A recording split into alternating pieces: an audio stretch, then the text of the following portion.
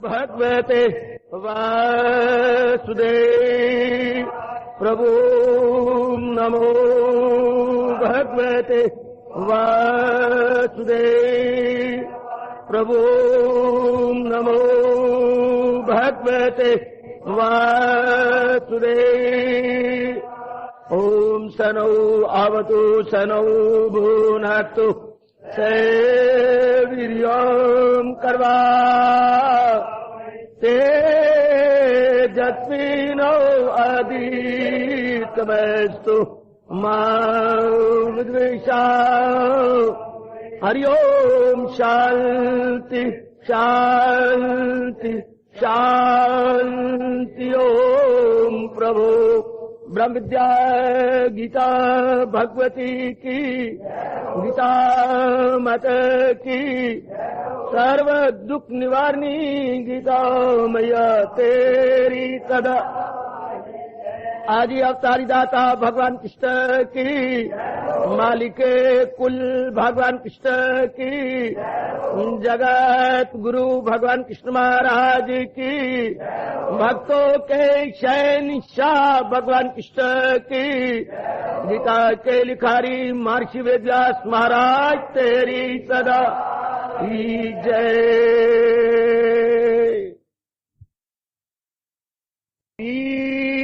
भगवान वाद भक्त हो करे ताल्लुक किसी से न नफरत से।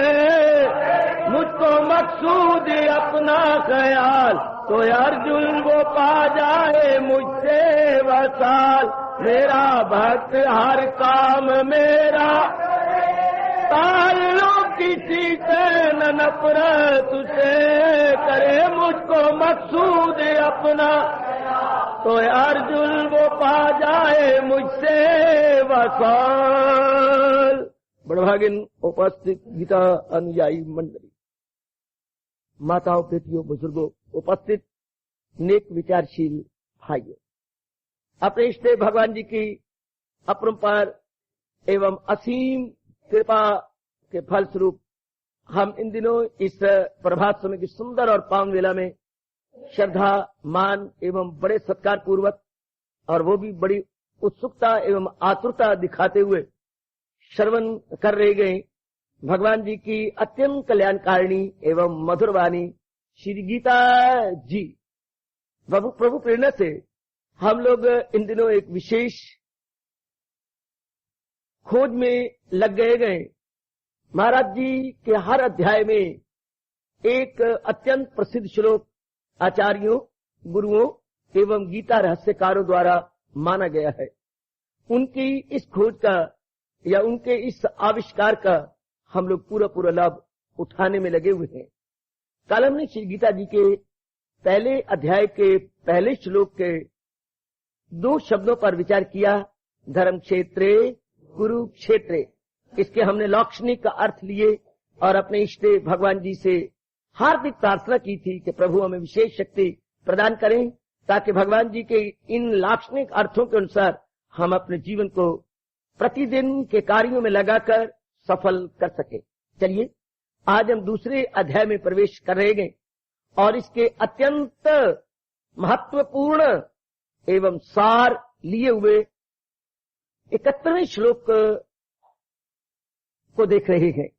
71वां श्लोक दूसरे अध्याय का अत्यंत प्रसिद्ध अत्यंत सार रूप में माना गया है।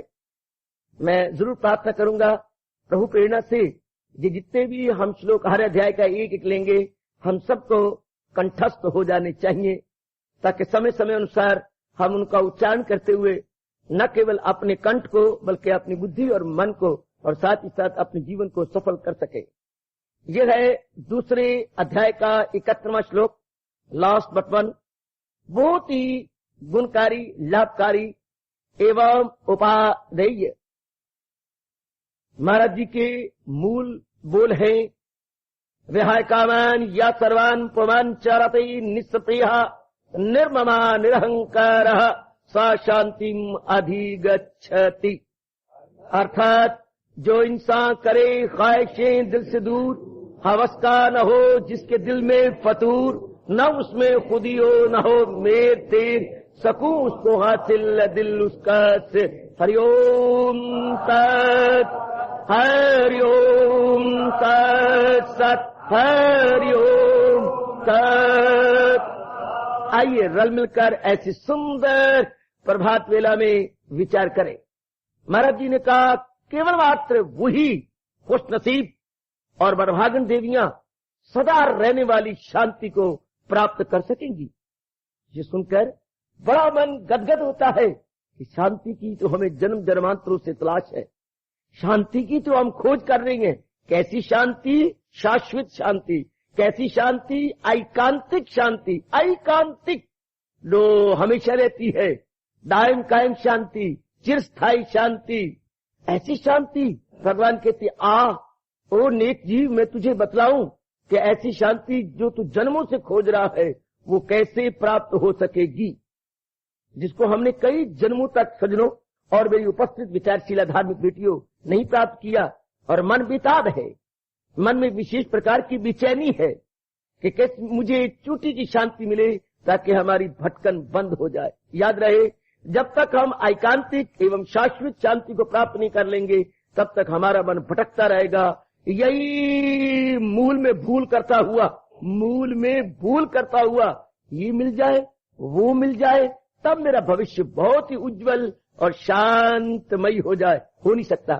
संसार के प्राणी पदार्थों को बटोरकर संसार के प्राणी पदार्थों का संग्रह करते हुए और उनका उपभोग करते हुए आज तक किसी को भी स्थायी शांति नहीं मिली।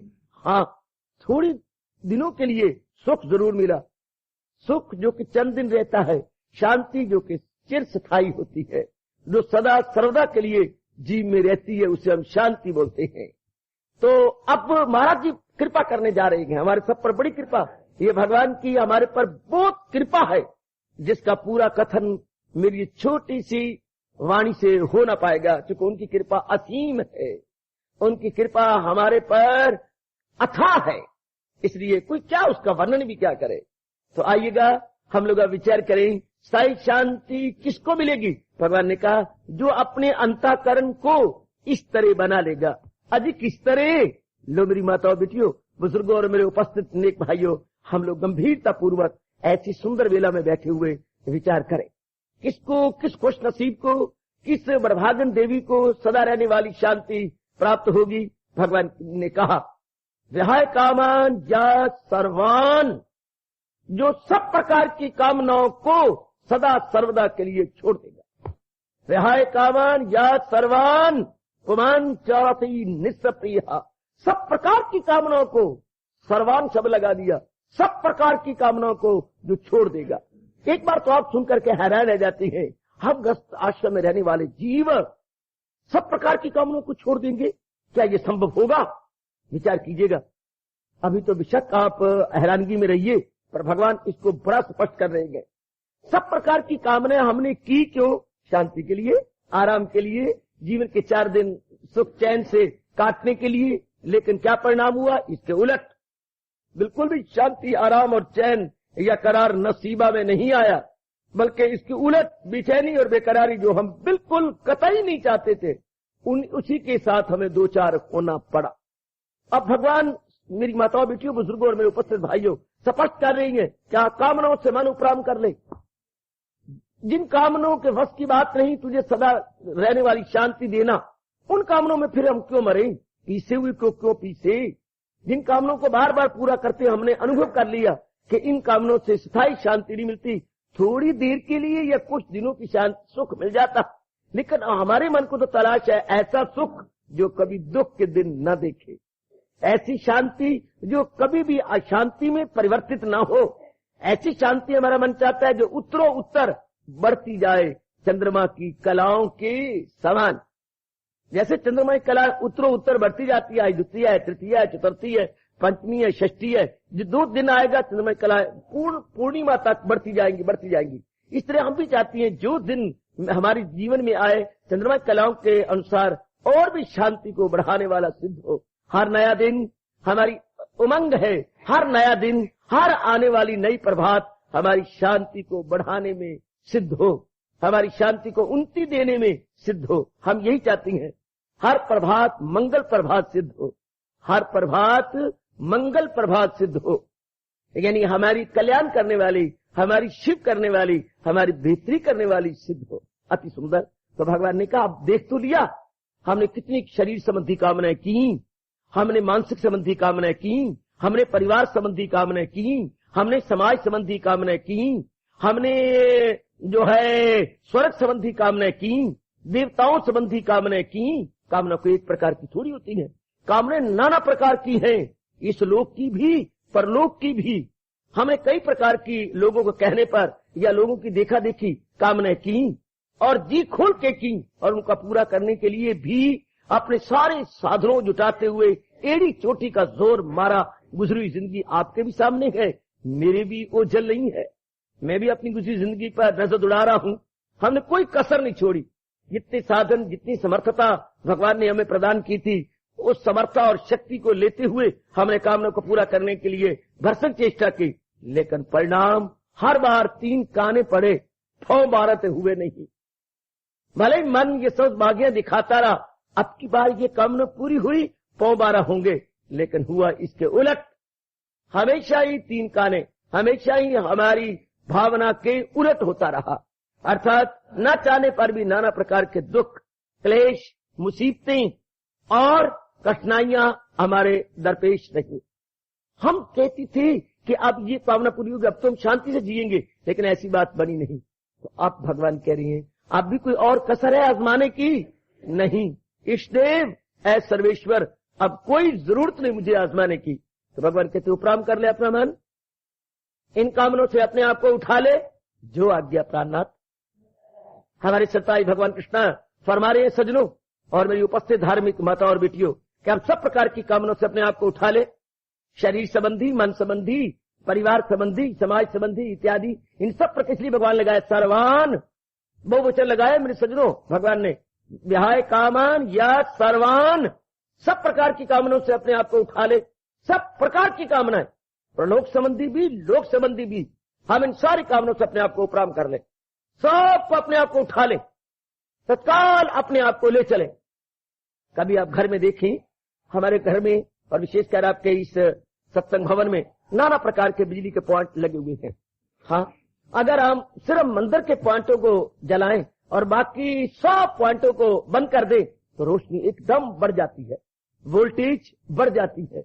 वोल्टेज के बढ़ जाने से आपका रोशनी भी बढ़ जाती है, क्योंकि सब प्रकार के पॉइंट जला देने से वो वोल्टेज कम हो जाएगी और रोशनी जो बंटवारे में हमें आनी चाहिए उतनी आएगी, यानी मध्यम रोशनी आएगी।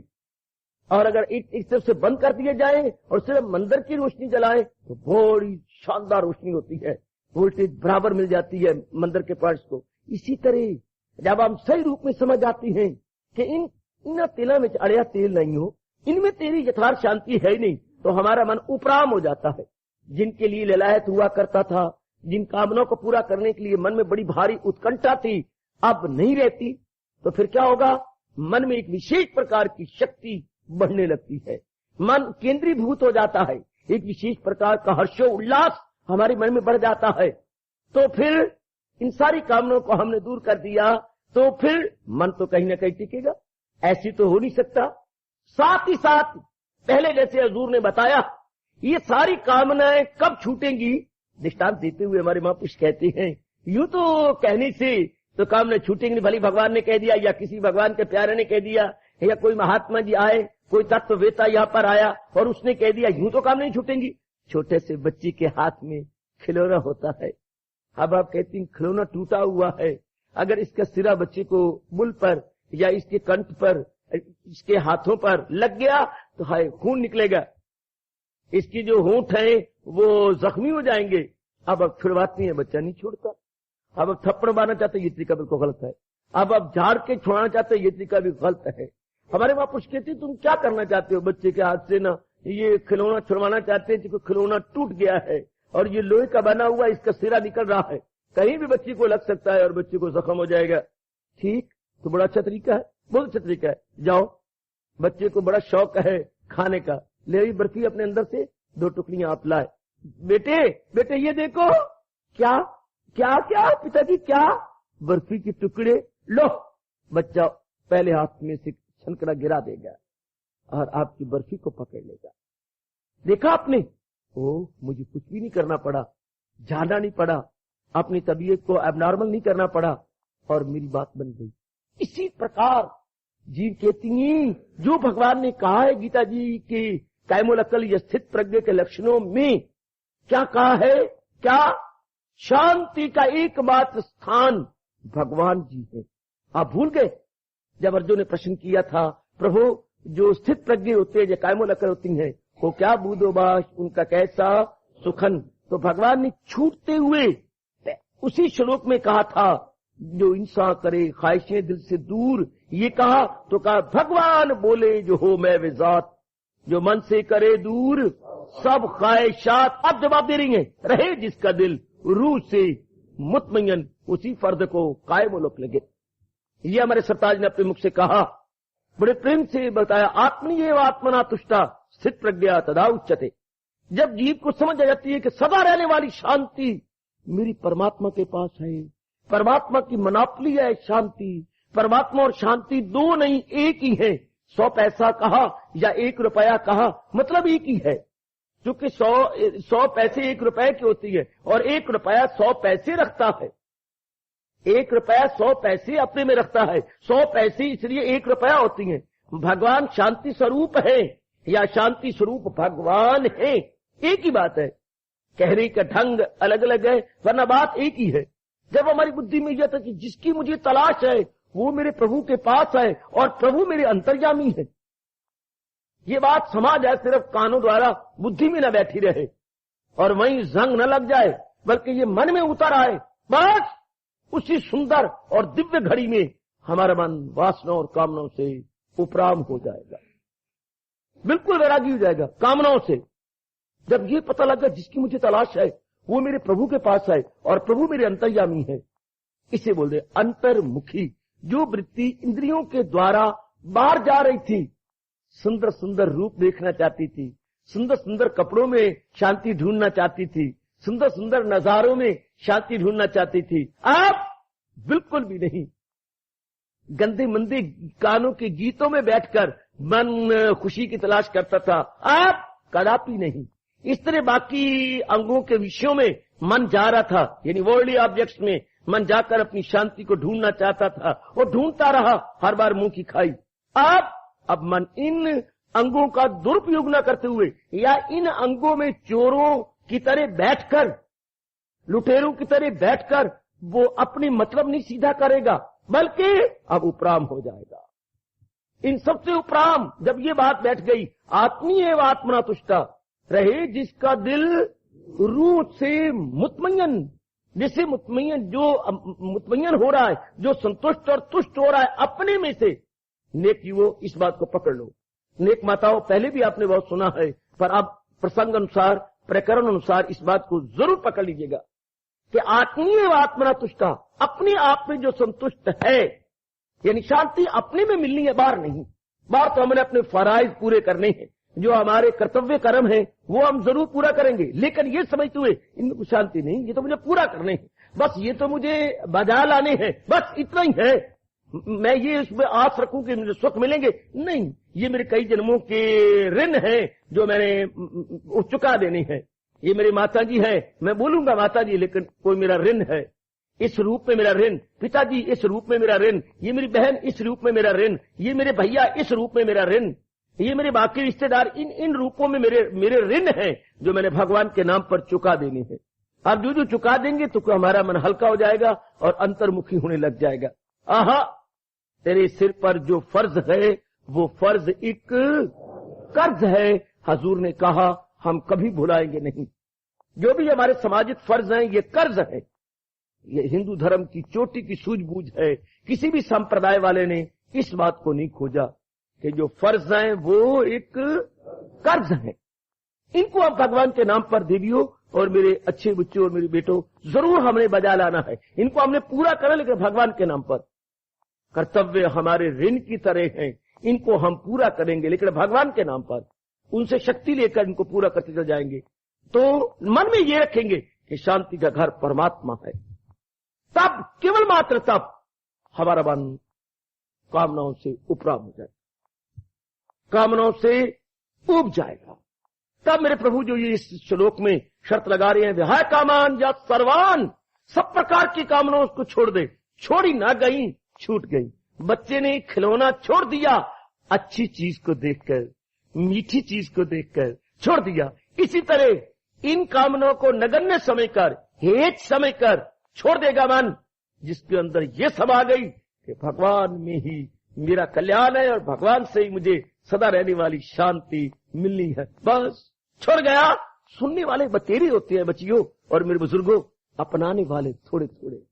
जी सुनेंगे बतेरे, बड़े महात्मा आएंगे, बड़े तत्ववेता आएंगे, बड़े आचार्य आएंगे, बड़े जय जयकार लगवाने वाले साधु भी आएंगे, लेकिन बस उतने में रह जाएगी जनता। भगवान ने हमें बड़ा अच्छा मौका दिया है, हम जरूर श्रवण करें, लेकिन अपने मन में बिठाते चले।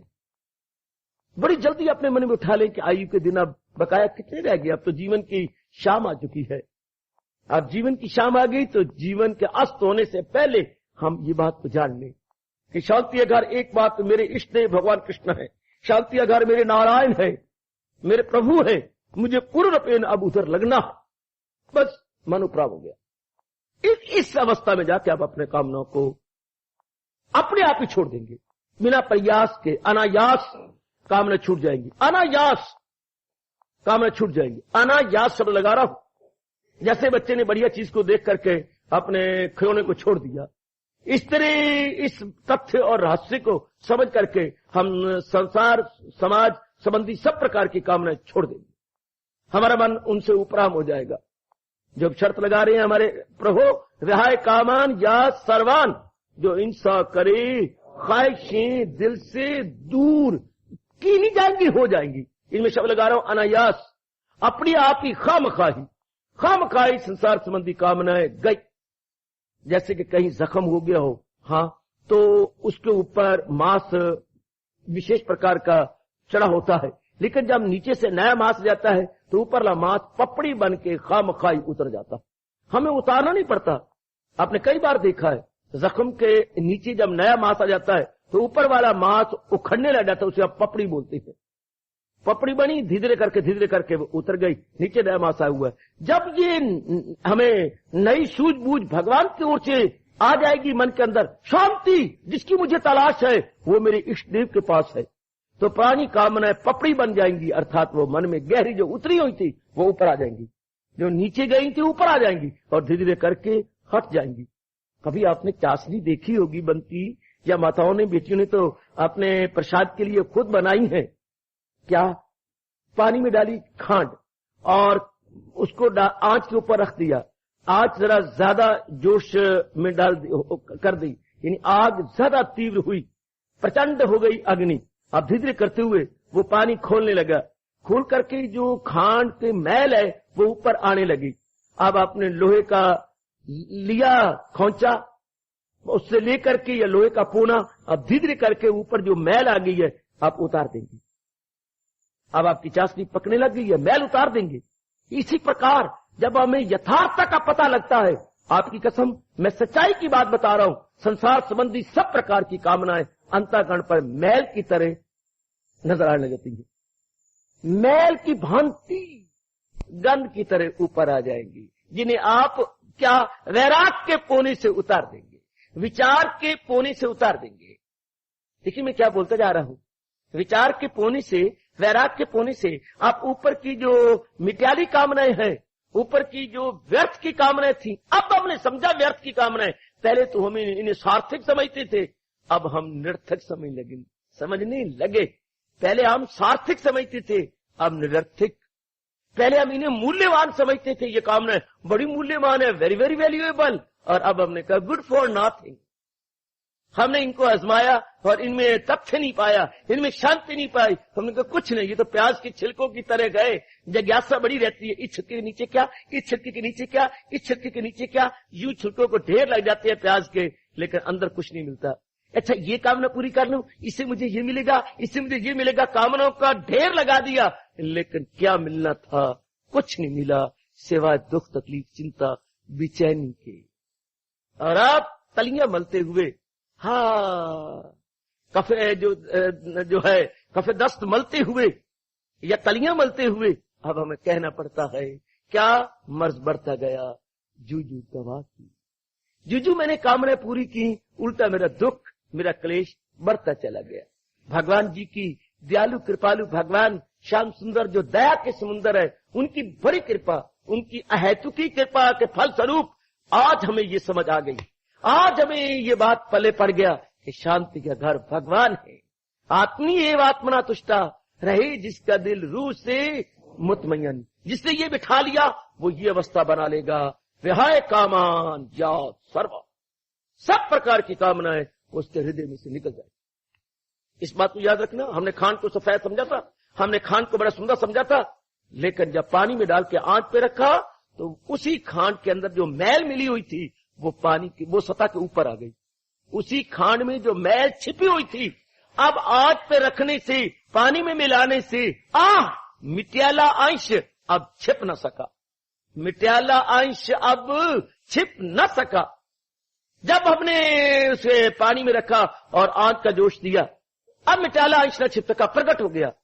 पहले बहुधा कामनाएं, दुखदायी कामनाएं हमें अपने अंदर जो मालूम होती थी, अब वो अपने आप को छिपा न सकी, अपने असली रूप में प्रकट हो गई, अपने असली रूप में प्रकट हो गई। किसी का वो मैं क्या समझ रहा था, इसी को तो मूल में भूल कहती है, इसी को तो अज्ञानता कहती है कि जिसमें सरासर दुख है। अज्ञानता से, पर्दाए जहालत से इंसान को सुखदायी समझता है, दुखदायी को सुख, इसी को कहती है पर्दाए जहालत, इसी को कहती है अविद्या, इसी को कहती है अज्ञानता, इसी को कहती है इग्नोरेंस। ड्यू टू इग्नोरेंस ये क्या हो रहा है, भगवान को भी कहना पड़ा, जहालत उर्फा पे छाई हुई तो दुनिया है चक्कर में आई। अब नहीं हमने चक्कर में आना, अब भगवान ने यथार्थ का ज्ञान हमें करवा दिया, हमें समझाए जा रही है कि तू किन में ढूंढ रहा है, इनमें नहीं बल्कि मालिक के कुल की जात में। लो मेरी उपस्थित माता बेटियों बुजुर्गों और भाइयों, वासना कामनाएं अब जाने लगी, अब वासना कामनाएं भागने लगी, अब नहीं वो टिक सकती। अब वो गई तब तक थी जब तक इनकी वास्तविकता को नहीं जाना। जब इनकी वास्तविकता को जान लिया अब नहीं वो टिकेंगी, अब नहीं वो ठहरेंगी, बिल्कुल भी नहीं, किसी कीमत पर भी नहीं। जैसे कि बापुष कह गए, तब हमारा 4-5-6 साल एक कमरा नहीं खुला, पुलिस ने जो है सील किया हुआ था किसी कारणवश, लेकिन जब मुकदमा आपके हक में हो गया और वो मकान और उसमें कई कमरे सारे कुछ आपको मिल गए और आप को मिला उस कमरे को खोलने के आ गया रात को, तो आप चाबियां ले आए और आपने खोला और उधर से आप अपने साथ लैंप जला के लाए, मोमबत्तियां जला के लाए। तो माना चाहे 5-6 साल उसमें अंधेरा था, लेकिन रोशनी के आने की देर थी। अंधेरे ने ये नहीं कहा 6 सालों में मैं रहा हूं अब मैं नहीं निकलता, तत्काल सिर पे पैर रख करके भाग गया। इस तरह जन्म जन्मांतरों से जो अविद्या या ज्ञानता हमारे हृदय में होती है, भगवान के इस ज्ञान के मिल जाने के बाद ढूंढे जाने पर भी वो विद्या नहीं मिलती, सब कफूर हो जाती है सजनों। और मेरी अच्छी माता बेटियों, सब की सब गई। तब तक थी जब तक के ज्ञान नहीं आया, तब तक थी अविद्या, तब तक अज्ञानता और बेचैनी और बेकरारी थी जब ज्ञान नहीं आया। ज्ञान आया और ये गया, ज्ञान आया और गया, ये फौरन चल जाएगा। जो ही ज्ञान प्राप्त होगा, जो ही ज्ञान प्राप्त होगा ये जाएगा, ये ठहर नहीं सकता। ज्ञान को आना चाहिए और ये ठहरेगा नहीं, क्योंकि ज्ञान के न होने के कारण से ही अज्ञानता, और अज्ञानता के कारण से हम नाना प्रकार की कामनाएं व्यर्थ में कर रहे थे। व्यर्थ की सिरदर्दी, व्यर्थ की सिरदर्दी या इन बहुधा कामनाओं ने बेगार में हम लोगों को बदकिस्मती से पकड़ लिया। बेगार में आप पकड़े हुए थे। बेटी में क्या बोल रहा हूं प्रातःकाल, बेगार में इन गंदी गंदी कामनाओं में हमें पकड़ लिया था, हमें बर्बाद कर रही थी, खराब कर रही थी, सब बागियां दिखा दिखा करके।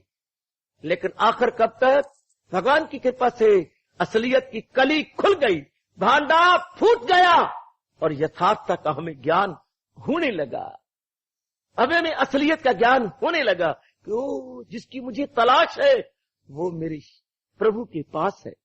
फिर क्यों ना हम इबादत करेंगे, क्यों ना हम उपासना करेंगे, क्यों ना हम भक्ति करेंगे, क्यों ना हम भगवान का नाम लेंगे, क्यों ना दिन रात एक करते हुए हम महाराज जी की याद में अपने आप को लगा देंगे। कहां गई कामनाएं, ढूंढे जाने पर भी नहीं मिलेंगी। गई शरीर संबंधी, मन संबंधी, परिवार संबंधी, समाज संबंधी, सब की सब कफूर हो जाती है। सब की सब सदा सर्वदा के लिए, याद रखना थोड़ी दिनों के लिए नहीं, हमेशा के लिए निकल जाती है, सदा के लिए गई। इस अवस्था में जाकर चूंकि भगवान ने सारा उपदेश दिया है, आखिर में आकर का समझ आई, अगर आई तो विहाय कामान याद सर्वात, इन सब को छोड़ दे, इन सब से नाता तोड़ ले, छोड़ दे इन सबको, निकाल दे इनको। बस अगर सही समझ आ गई तो, बिल्कुल अगर सही समझ आई है तो इनको छोड़ दो। महापुरुष दृष्टांत देते हैं, किसी पाठशाला में विद्यार्थी अपने उच्च कोटि के आचार्य से शिक्षा प्राप्त करते थे। उसमें पुरुष भी थे और महिलाएं भी थीं। चंद वर्ष लगातार पढ़ते रहे। जब समय आ गया तो उनकी सारी शिक्षा संपूर्ण हो गई और महाराज जी से, अध्यापक जी से, आचार्य से आज्ञा लेने लगे वापस जाने की। तो सब महाराज जी ने आशीर्वाद दिया और वो महिलाएं और मेरे बच्चे सब के सब महाराज जी के श्री चरणों में सिर झुकाते हुए और आशीर्वाद लेके बाहर निकले। बाकी सब तो चले गए, लेकिन एक लड़की और लड़का ठहर गए बाहर। और लड़की ने कहा, मैं आपको नमस्कार कर रहा हूं। हाँ गोपाल नमस्कार। हम इकट्ठे अपने अध्यापक जी के पास पढ़ते रहे और वो भी 7-8 वर्ष। हाँ, तो क्या आप मुझे अपने अनुकूल पाते हैं? गोपाल ने उस लड़की को कहा, हाँ आप भद्र हैं, आप अच्छे ही खानदान के हैं, आप विश्वास पात्र हैं, ये मैंने कई वर्षों में देखा। तो क्या मैं आपके अनुकूल हूं? हाँ, मैं पूर्ण रूपेण विश्वास करती हूं आप मेरे अनुकूल हैं। तो बस मैंने इतना ही जानना था और कुछ नहीं। धन्यवाद, नमस्कार। अब चले गए। गोपाल ले आके घर में कहा। गोपाल की कुछ दिनों के बाद सर्विस लग गई। गोपाल कमाने के काबिल हो गया। ब्याह का प्रश्न एक जोर लेकर के उठा। गोपाल ने अपने माता पिता को राय दी, अगर आप ठीक समझे तो वो हमारे परिवार अनुकूल है। माँ बाप माने और उनके घर में गए और उनके पिता कहने लगे, अगर आप समझे कि हमारा बेटा आपके अनुकूल है तो क्या आप हाँ करेंगे? फौरन लड़की के बाप ने कहा, बिल्कुल बिल्कुल बिल्कुल, मैं स्वीकार करता हूं और मैं बड़े अपने भाग्य समझूंगा कि आपने मुझे ये निमंत्रण दिया। तो बाद में जब उनका मिलाप हुआ मंगनी के दिन, तो पूछा गया, देख आप मंगनी होने वाली विमला मेरी तेरे साथ, तो क्या परिवार को छोड़ देगी? बड़ी खुशी से, मुझे तो जाना ही है, इस घर को तो मुझे छोड़ना ही है, पर मुझे ये बड़ी खुशी है कि मेरे अनुकूल परिवार मिल रहा है जो मेरी कदर करेंगे और मुझे सुख देंगे। मैं छोड़ के चला जाऊंगी, अपने आप ही मैं अब छोड़ूंगी, अब जरूर, इसमें मुझे कोई इनकार नहीं। महापुरुष कहते इसी तरह लगातार के सत्संग सुनने से, लगातार के मनन करने से, जब हमारी मन रूपी गोपाल को पता लग जाता है, मन रूपी दूल्हे को पता लग जाता है कि इन कामनाओं, इस ज्ञान में और इस अभ्यास में मेरा कल्याण है, हाँ, तो वो मन जो नाना प्रकार की वासना कामनाओं में था, उस लड़की की तरह अपने आप ही उनसे ऊपर उठ जाता है। क्या मैंने इस परिवार को छोड़ना, और छोड़ने मेरा कल्याण है, मुझे छोड़ना ही है, अब छोड़ने मेरा कल्याण है, क्योंकि मेरे अनुकूल मुझे वर मिल रहा है, जहां मेरा भविष्य बहुत ही सुंदर और सुखदायी होगा। इसी तरह सत्संग सुनकर के सज्जनों और देवियों अपने मन में पक्का करना है कि जो भगवान ने हमें ज्ञान दिया है, इस ज्ञान को अपनाने में ही हमारा लोक बनेगा, परलोक बनेगा, आवागमन छुट्टी होगी, सदा रहने वाली शांति मिलेगी। तो हम पुरानी कामना वासनाओं को यूं छोड़ देंगे जैसे हमारी बिटिया शादी की समय, हाँ, बाखुशी, हाँ, बड़ी खुशी के साथ घर को छोड़ के चली जाती है, क्योंकि उसके मन में समाया हुआ था कि आखिर तो मुझे ये घर छोड़ना ही है और मुझे कहीं बसना है। इसी तरह हमारा मन छोड़ देगा और भगवान के इन शब्दों को चरितार्थ कर देंगे। क्या जो इंसान करे कैसे दिल से दूर, जब इनसे निकाल देंगे, ये मेहनत नहीं मारी पड़ेगी, सिर्फ समझना है। जैसे कि भगवान ने हमें समझाया है दूसरे अध्याय के अंदर बड़े विस्तार से, इसलिए सारा समझाने के बाद आखिर में कहा, विहाय कामान या सर्वान। जैसे उस युवक ने कहा, क्या मैं आपके अनुकूल नहीं? कितने वर्षों के बाद कहा, क्यों नहीं? विमला ने उत्तर दिया था, आप मेरे बिल्कुल अनुकूल हैं, तो क्या आप मुझे स्वीकार करेंगी? अवश्य मैं अपने माता पिता को यह राय दूंगी। इसी तरह शुभ वृत्ति कहती है मन को, क्या मैं आपके अनुकूल नहीं? क्यों नहीं? तो अशुभ वृत्ति छोड़ देती है और मन भगवान का प्यारा बन जाता है, प्रभु के चरणों में सदा के लिए अपने आप को डाल देता है। ये चर्चा चलती है अपने बच्चे गुडविल और बैडविल में, गुडविल और बैडविल में, शुभ में और अशुभ में, पाक वासना में और नापाक वासना में। तो चूंकि शुद्ध वासना प्रबल होती है और अशुद्ध बड़ी निर्बल होती है, तो प्रबल वासना निर्बल वासना पर हावी आ जाती है। कई बार आपने सुना है positive is more powerful than negative. तो ये भगवान की कामना चूंकि तीव्र कामना है, ये कामना बड़ी तेज कामना है, उस संसार की कामनाओं पर हावी आ जाती है। जैसे कि आपका अपना तजर्बा दिन प्रतिदिन बढ़ता जा रहा है, होता जा रहा है, और मुझे देख देख के बड़ी प्रसन्नता होती है कि भगवान की वाणी आप पर कारगर साबित हो रही है। तो हुजूर क्या कह रही है? विहाय कामान या सर्वान, इन सब प्रकार की कामनाओं को जिसने त्याग दिया है, निरीक्षण करो अपना मन आपका छोड़ता जा रहा है या नहीं। निरीक्षण करो, मैं भी अपना सच्चाई के साथ गंभीरता पूर्वक निरीक्षण करूं, आप भी अपने हृदय को टटोल लो कि संसार संबंधी सब प्रकार की व्यर्थ की कामना है, अब हम व्यर्थ कहेंगे। पहले नहीं कहते थे, पहले इन्हें हम सब कुछ समझते थे, अब पता लगा कि ये कामना तो पानी में मत्थी डालने के समान व्यर्थ की है। पानी को मिलाने से भला क्या मिलेगा? संसार संबंधी कामनाओं को मिलाने से भला मुझे कहीं सदैव वाली शांति मिल जाएगी? कदापि कदापि नहीं। अब भगवान क्या पार कृपा से ये बुद्धि में बैठ गया कि इन तिला में चढ़िया तेल नहीं हो। ओ मेरे अज्ञानी मन, इन कामनों को पूरा करने में तो कुछ भी नहीं है, और आज तक क्या हुआ? कुछ भी तो नहीं हुआ, और आगे भला क्या होगा? कुछ भी तो नहीं होगा। तो क्यों ना हम एक नई टर्न ले, क्यों ना हम अपने जीवन रूपी बुक में एक नया चैप्टर खोल ले, new chapter in our life. बिल्कुल ही कायाकल्प हो जाती है, बिल्कुल ही दृष्टिकोण बदल जाता है, एकदम दृष्टिकोण बदलता। इसके बाद हजूर को फिर भी नहीं तसल्ली हुई, क्षमा करना अगर मैं इस प्रकार का शब्द लगा रहा हूं। भगवान को इतनी आज्ञा देकर तसल्ली नहीं हुई। जब भगवान ने कहा जो इंसा करे ख्वाहिशें दिल से दूर, वह कामान या सर्वान, इतना सर्वान शब्द लगा करके भी भगवान को तसल्ली नहीं हुई। क्या भगवान को ने ये सोचा कि जिस बर्तन के अंदर 10 साल 20 साल तेल डलता रहा है, निकलता रहा है, डलता रहा है, निकलता रहा है। बच्चे कोई आपने बर्तन बना रखा है जिसमें सरसों का तेल आप डालते हैं, महीने के बाद वो खत्म हो जाता है, फिर 5 किलो आप और लाते हैं सरसों का तेल, फिर वो खत्म हो जाता है, फिर 5 किलो। ये पता नहीं कितने वर्ष गुजर गए हैं, ये कब से डाल रहे हैं। पहले दादाजी डालते थे इसके अंदर, फिर हमारे पिताजी डालते रहे, अब हम डाल रहे हैं। कमाल है, बर्तन टूटा ही नहीं, तीसरी पीढ़ी में आ गया है और उसमें डल रहा है। हाँ, अब किसी कारणवश आपने इस बर्तनों किसी और काम में इस्तेमाल करना है। हाँ, तो अब माँ ने कहा पुत्र अब इसमें तेल नहीं डालेंगे, निकाल दो सारा तेल, क्योंकि अब वो चीज कीमती है वो इसमें डालेंगे। ठीक, तो आपने छोड़ दिया। अच्छा माँ, अब हम गिरा दिया, बस माँ वो चीज डाल दे, बिल्कुल भी नहीं। यहां आके भगवान इसलिए कह रहे हैं निस्सप्रिया, जो इंसा करे ख्वाहिशें दिल से दूर, इतना भी नहीं। आप व्याह कामन या सर्वान कह के भगवान ने कहा निस्सप्रिया। आचार्यों को यह बहुत हैरानगी में डाल दिया शब्द निस्सप्रिया। निस्सप्रिया क्या होता है? कामना का सूक्ष्म रूप, कामना का सूक्ष्म रूप।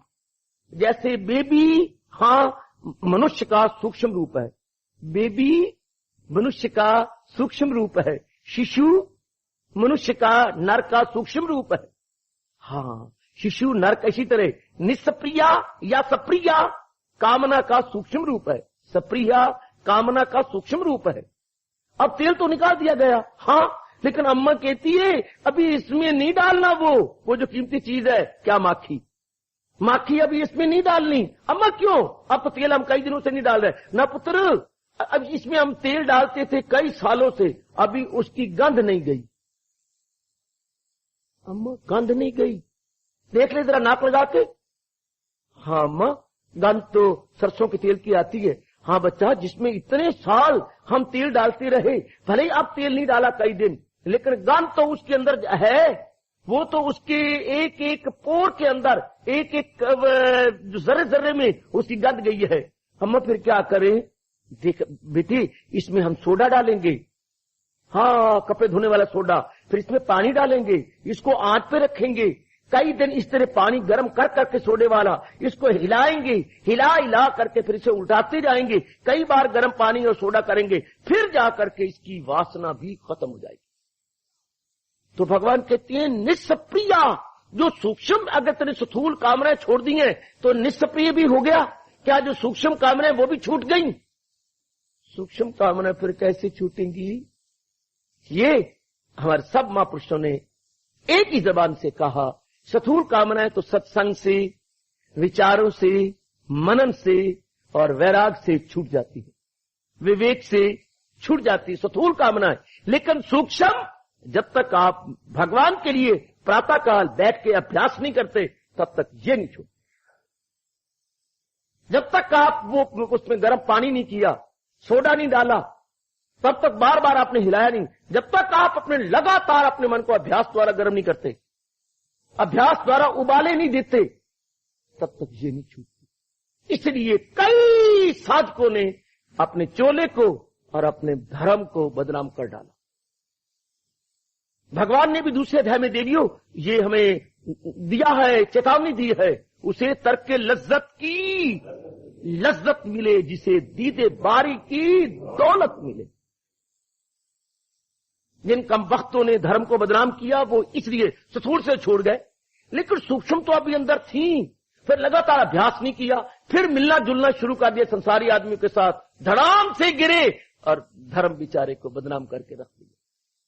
क्योंकि सूक्ष्म वासनाएं अंदर थी, सूक्ष्म इच्छाएं थी। इसके मेरे उच्च कोटि गुरुदेव स्वामी रामतीर्थ जी महाराज फरमाया करते थे, अरे कहां गया था मनोरी, तू कहां गया था? मैं ना सैर करने गया था, इतनी ठंडी हवा चल रही है और सर्दी की बहार है, शीतलहर चल रही है, मैं तो रोज सैर को जाता हूँ। डॉक्टर ने कहा सैर को नहीं जाएगा तो बीमार होता रहेगा, तेरे जोड़ों में दर्द होता रहता है, तो सैर कर, भागा कर।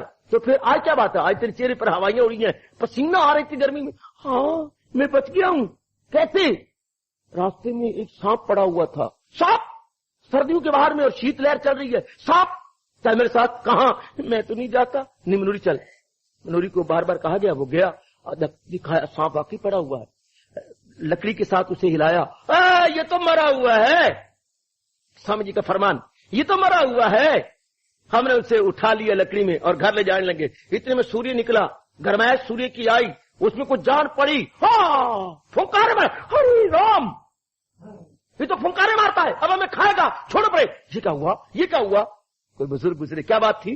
ये सांप पड़ा हुआ था, सर्दियों के बाहर में कहीं बाहर आ गया होगा बेचारा, किस्मत का मारा। हाँ तो ये सांप मरा हुआ नहीं था बल्कि जिंदा था, जाड़ा खाए हुए था। जाड़ा खाए हुए सांप, cold stricken snake, cold stricken snake. ये ऐसा सांप था जो जाड़े खाने से या जाड़ा लगने से मरे हुए समान था, क्योंकि भगवान ने ये ऐसा जीव बनाया जिसमें हड्डियां नहीं बनाई। ये बिना हड्डियों के जीव बना हुआ है, इसमें कोई हड्डी नहीं है, किसी प्रकार की कोई हड्डी नहीं, एक सिरे से लेकर दूसरे सिरे तक ये ऐसा जीव बना जिसमें हड्डी नहीं है। इसलिए ये ठंडी हवा नहीं बर्दाश्त करता और लू भी बर्दाश्त नहीं करता। अगर हड्डियां होती तो वो कुछ सहन कर सकता, लेकिन भगवान ने कहा एक मैं ऐसा भी जीव बना के अपने कर्तव्य को दिखाता रहूं जो बिना हड्डियों के है। भगवान ने हड्डियों के एंगल आयरन इसमें नहीं बनाए, इस बेचारे को इसलिए रींगना पड़ता है, ये रींग रींग के चलता है, तो सर्दी से बड़ी खाती है। तो जो सर्दी खाए हुए था तो इस प्रकार बेहोश पड़ता, लेकिन मरा हुआ नहीं, सर्दी खाया हुआ था। जब मौका लगा फुंकारे मारने लगा। भगवान कहती हैं, मेरे गुरुदेव जी फरमाती हैं, जब जीव को सत्संग मिलता है, वैराग करता है, हाँ विवेक करता है, तो ये विवेक खाया हुआ, सत्संग के विचार खाया हुआ मन है जो अभी मरा नहीं, ये विचार खाए हुए है। तो महापुरुषों तुम्हारा बड़ा भला हो, कितना कमाल का दृष्टांत दिया है। अभी ये विचार खाए हुए है, अभी ये सत्संग खाए हुए है, अभी ये विवेक खाए हुए है। हाँ अगर ये लगातार अभ्यास करता रहेगा तो ये जो विचार खाए हुए ये गहरे उतर जाएंगे, और अगर इसे अभ्यास ना किया तो शाम को जब गरमाइश मिलेगी फुंकारे मारेगा। अगर इसने फिर संसारी आदमियों के साथ मिलना जुलना शुरू कर दिया और उनकी बहुधा गंदी काम भरी क्रोध भरी लोभ भरी बातें सुननी शुरू कर दी, फिर फुंकारे मार के अपने चोले को दाग लगाएगा। और अनेकों ने लगाया, अनेकों मेरी बेटियां छोड़ छुड़ा के चले गए, भाई छोड़ छुड़ा चले गए, लेकिन लगातार अभ्यास नहीं किया। हालांकि भगवान ने विश्वास भी दिलाया था, अगर योग वो यूं कमाता रहे तो मन उसका काबू में, लेकिन नहीं कमाया, छोड़ दिया। और हमने कामने छोड़ दी है, वो कामने थोड़ी से थोड़ी शांति तो जरूर मिलती है, पूरी शांति नहीं मिलती, थोड़ी शांति मिलती। तेल नहीं डाला हमने उस बर्तन के अंदर, लेकिन जो सालों से डालते रहे उसकी गंध तो है, वो गंध जाएगी जब हम लगातार अभ्यास, और कोई तरीका ही नहीं है और कोई चारा नहीं। जो सजनों, मेरे अच्छे बुजुर्गों, मेरी माताओं बेटियों, लगातार जीव अभ्यास करे, लगातार जीव अभ्यास करे। इसलिए भगवान ने मन को पकड़ने के दो ही उपाय बताए हैं, है अभ्यास और वैराग में कमाल, दिल आ जाए काबू में कुंती के लाल। लगातार अभ्यास किया जाए, अभ्यास तो कौनते ये वैराग्य गृह्यते। जब हम ये दो साधन लगातार करते हैं तो फिर तो आप जानते हैं मश्क इंसान को कामिल बना देती है। Practice makes a man perfect. फिर जीव परफेक्ट हो जाता है, फिर उसका मन पूर्ण रूपेण भगवान में तलीन होकर मन फिर रहता ही नहीं। मन महाराज जी के साथ में समा गया, संकल्प विकल्प खत्म हो गए, तब तो मौज बहार बन गई।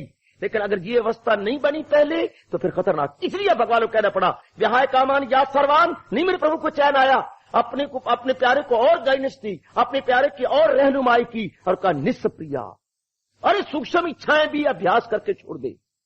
जो आज्ञा मेरे इष्टदेव, मेरे जगत गुरु, बहुत अच्छा आपने कहा। इसके बाद ऐलान होता है, जब तू इतना करेगा निर्ममा, तेरे में ममता भी नहीं रहेगी, तेरे में आसक्ति भी नहीं रहेगी। आसक्ति कब होती है? जब हम भूल से इस शरीर को अपना समझ लेते, मार गई, ये काया हमें खा गई, ये काया हमें मार गई, इसी ने बहुत दुख दिया। जब इसको अपना समझ लिया, हालांकि आपकी कसम ऐसे सुंदर वातावरण में बैठे हुए हैं, हमारी ये है किसी रूप में नहीं, हम मुकदमा चले तो हम हारते जाएं, किस रूप में अपनी है। मैंने आपको दृष्टांत दिया था, बाप और बेटे का गोविंदगढ़ के अंदर एक मुकदमा हुआ जो कि पटियाला में पेशियां होती थी। सगे बाप सगे बेटे का मुकदमा हुआ जायदाद के ऊपर। तो पहली पेशी पर ही लड़के को हथकड़ी लगी थी। एक निराली घटना आई थी अखबार के अंदर, पहली पेशी पर ही जज ने कहा लगा लो इसको हथकड़ी और डाल दो इसको जेल के अंदर और इसकी कोई जमानत न हो। बाप ने ये कहा, पहली पेशी पर कोई वकील नहीं किया, ना कोई वकील ना कोई अलील, सीधी बात कही, जज साहब आपको मेरा आदर से नमस्कार, आप भी पिता हैं मैं भी पिता हूं, हाँ इसी पेशी पर खत्म कर दो, मुझे बड़ी शर्म आ रही है, ये मेरा बेटा मेरे अपने खून का बेटा है, गैर का नहीं, मेरा अपना बेटा है, मुझे बड़ी शर्म आती है, मैं बड़ी शर्म को रोक के आपके पास आया हूं। तो आप कहिए सरकार आपका बेटा है, मैं मानता हूं मेरा बेटा है, ये मेरा छोटा बेटा है, बड़ा बेटा मेरा और है। तो फिर इसने मुकदमा किया, मैं मानता हूं, मैं स्वीकार करता हूं, इसी पेशी पर तो सारा कुछ मैं देने को तैयार हूं। ये सिर्फ अपनी जबान से कह दे, क्या इसने एक पैसा भी कमा के जायदाद बनाई? सिर्फ एक पैसा इसने बनाया, एक लगाया, सिर्फ ये कह दे सब कुछ मैं वापस लेता हूं, मेरा कोई इसके खिलाफ नहीं। इसने कुछ किया? क्या इसने डक्का तोड़ा? क्या इसने खून पसीना एक किया? कोई नहीं, एक पैसा कमाया, ये जितनी जायदाद बनाई, मैंने कारखाने बनाए, मैंने जायदाद बनाई, मैंने मकान बनाए, इसने कुछ किया? कुछ इसने अपना शेयर डाला है? जज ने कहा बोल बेटे, ना जी मैंने तो कुछ नहीं किया। तो क्या बाप की जात का मेरा हक नहीं है? तेरा हक तब है जबकि बाप कहे। एक अजीब नियम जी, लड़के का हक, औलाद का हक तब बनता है जब उसने अपनी ओर से बनाया हो, और फिर जद्दी भी नहीं कि दादा ने बनाया हो, जद्दी हो तब तो बेटी का हक बनता, जद्दी होता है जो पुश्तों से आ रही हो, दादाजी से आ रही हो, जो पिताजी खुद बनाए, उनकी मर्जी है तुम्हें दें या न दें। वो वाहिद, उर्दू बोलते हैं वाहिद मालिक। इसने क्या किया? नलायक ने मेरे पास मुकदमा करने के लिए आ गया है, इसका हक क्या बनता है? जबकि बिल्कुल नलायक है, अवज्ञाकारी है, मेरी बेइज्जती करता है, भरी जनता मुझे गालियां देता है, मैं नहीं देना चाहता, मैं इस जायदाद को किसी धर्म अर्थ लगा दूंगा, इसको नहीं देना चाहता। ये बात बोल, तूने कमाया नहीं, मुकदमा किस बात का? और तेरा हक क्या है? उस वक्त कड़ी लग गई, अंदर कर दिया। और कई दिन उन्होंने जमानत नहीं ली लड़के को अंदर, हालांकि लाखोपति लड़का था, अंदर पड़ा रहे, अंदर जमानत न करो उसकी। इसी तरह अगर भगवान मुकदमा कर दे या धर्मराज मुकदमा कर दे, नलायक तू जो इस काया रूपी बिल्डिंग को अपनी समझता है, बता किस तरह तेरी अपनी है? तूने इसके बनाने में क्या खर्च किया? क्या ये 5 तक तूने बनाए? नहीं। क्या इसको रचने में तेरी कुछ मदद, कोई तेरी मदद हुई? नहीं। क्या इसको चलाने में तेरी कोई मदद है? नहीं। इसको पाल कौन रहा है? आग पानी हवा मिट्टी आकाश, तेरी कोई मदद है? नहीं। बेशर्म कहीं का, बता फिर तूने कैसे कहा कि ये मेरी है? फिर भी मैं कहता तो वो तो मेरी है, तेरी कैसी हुई? तत्व हमारे नहीं, 5 तत्वों से काया बनी है, हमारे नहीं है, भगवान के हैं। अब इनको पाल कौन रहा है? 5 तत्व पाल रही है। धरती की उपज हम खाती हैं, वो भगवान की। जल हम पीते हैं, वो भगवान का। वायु हम लेते हैं, वो भगवान के। सूर्य की तपश हमारे में जठराग्नि बनी हुई है, वो भगवान की। हाँ, ये सारा कोई भगवान का। फिर जो शक्ति चला रही है, जिसको हम आत्मा कहती हैं, वो भगवान की। और हम ढेक के आगे कहने वाले, ये काया मेरी, ये काया मेरी। फिर भी ये तो मैं मानता हूं, देखो हमारी मूर्खता, ये तो हम मानते हैं कि 5 तत्व भगवान के, ये भी हम मानते हैं भगवान ने बनाया, ये भी हम मानते हैं कि भगवान इनको 5 तत्व देके पाल रहा है, ये भी हम मानते हैं भगवान की आत्मा चल रही है। फिर भी काया तो मेरी है ना। वैसे लड़का जिद कर रहा था, फिर जरात तो मेरी, मैं जो इनका पुत्र हूं। ये खुद कह रहे हैं, जय साहब के ये मेरे पुत्र हैं। ठीक है, तेरे पुत्र है, पर तूने कुछ शेयर दिया, तूने कुछ सहयोग दिया? अभी तक तो कोई नहीं दिया। हमने क्या कर किया? हमें तो पता ही नहीं होता, हमें अंदर डाल देते हैं। हाँ, हम गहरी नींद में सो जाते हैं।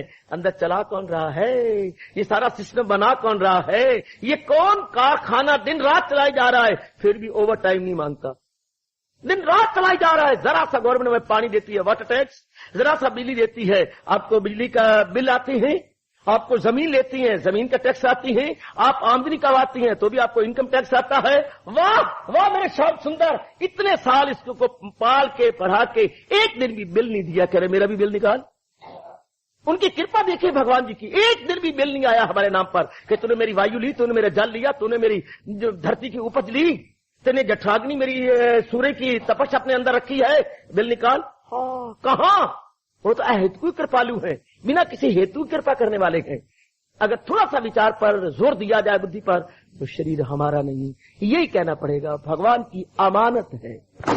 तो इसी पर सोचो, समझो और करो। ओम शांति शांति शांति। ओम प्रभु। जय भगवत गीते, जय भगवत गीते, जय भगवत गीते।